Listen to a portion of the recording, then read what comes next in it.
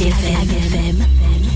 Gardez le cap sur 96.6. Et on marque une petite pause dans la programmation musicale d'Ag FM pour parler d'un sujet très sérieux. Les femmes et familles en détresse, en difficulté, ne savent pas toujours quoi faire, à qui s'adresser. Et pour nous en parler plus en détail, je reçois aujourd'hui dans nos studios Véronique Mauger. Bonjour. Bonjour.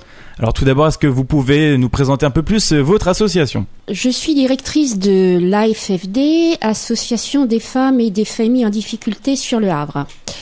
C'est une association qui existe depuis 1979, qui a été la première en France à s'occuper et à s'intéresser des femmes en difficulté.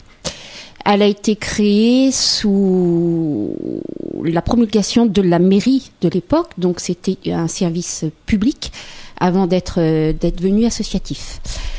Cette association gère 3 établissements, des établissements d'urgence, des établissements en insertion et un service de logement.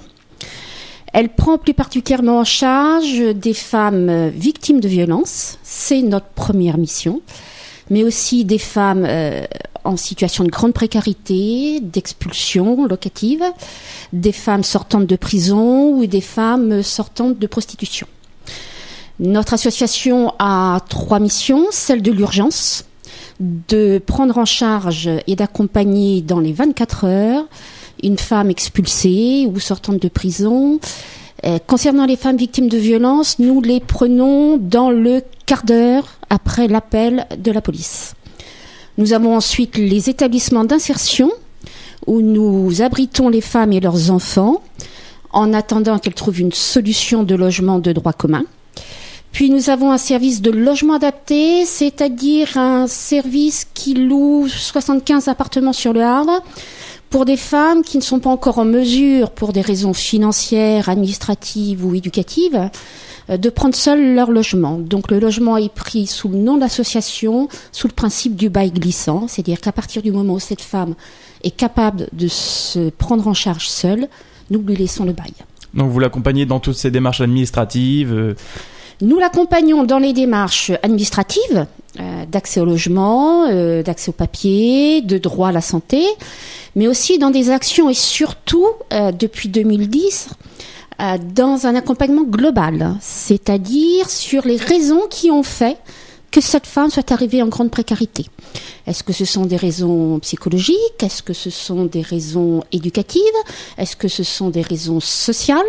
Donc nous avons à leur disposition une équipe pluridisciplinaire d'accompagnateurs sociaux, bien sûr, d'assistantes sociales, mais aussi de psychologues, d'éducateurs spécialisés et d'éducateurs de jeunes enfants et de travailleuses en insertion sociale et familiale. Donc on est vraiment, dans le respect de la loi de 2010, sur un accompagnement global pour avoir un logement, mais surtout pouvoir y rester. Oui, j'imagine aussi avoir une situation, vraiment réinsérer la personne dans la vie active.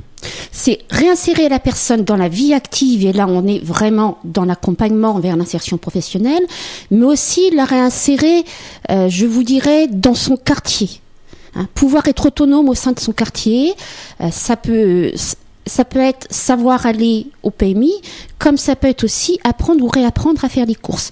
On est vraiment dans l'accompagnement familial, social, professionnel. Dans votre association, vous avez combien d'effectifs internes ? Au niveau du personnel, nous avons une équipe de 29 salariés, mais pluridisciplinaire. D'accord. Et combien de personnes bénéficient de vos services ? Nous avons actuellement, entre les services d'hébergement, d'urgence, d'insertion et les logements, plus de 210 personnes. Donc quand je dis 210 personnes, c'est femmes et enfants de moins de 3 ans. Est-ce que ce nombre malheureusement augmente ou a plutôt tendance à baisser ? Ce nombre augmente compte tenu de la situation économique et de la paupérisation de la population. Donc quand je dis paupérisation, c'est pas forcément financière, mais c'est aussi culturel. Des gens qui se désinsèrent socialement et qui n'ont plus les capacités à un moment, l'autonomie de pouvoir vivre seuls dans un logement. Oui, donc le but est aussi de retrouver une autonomie totale. C'est une autonomie globale, effectivement, qui n'est pas que financière et administrative, qui n'est pas que le logement. Le logement est un outil pour retrouver une autonomie, une insertion au sein du quartier. Je pense qu'on a à peu près tout dit.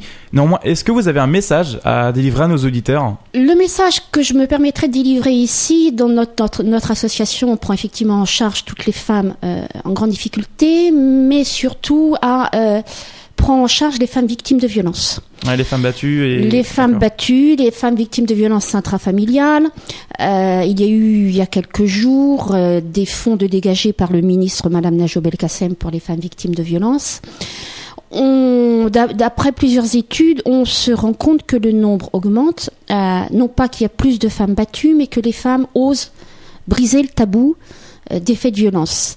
Si je voulais faire un appel ici, je voudrais dire à toutes les femmes ou toutes les personnes témoins de violence qu'elles peuvent faire le 3919, qui est le numéro d'urgence ou le numéro de solidarité femmes, pour qu'on puisse aider ces femmes. Ce n'est plus un tabou, il y a maintenant des solutions pour parvenir à briser le tabou et à reprendre une vie normale.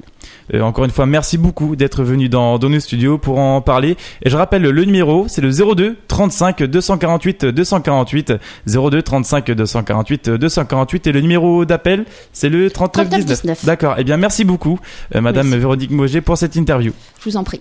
AGFM. Gardez le cap sur 96.6.